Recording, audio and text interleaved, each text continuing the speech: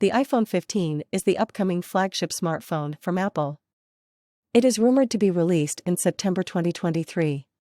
The iPhone 15 is expected to feature a new design with a pill-shaped cutout for the front-facing camera and Face ID sensors.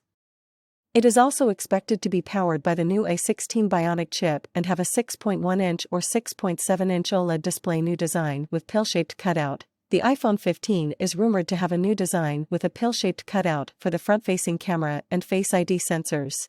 A 16 Bionic chip. The iPhone 15 is expected to be powered by the new A16 Bionic chip. This chip is rumored to be based on the 4nm process and to offer significant performance improvements over the A15 Bionic chip in the iPhone 14.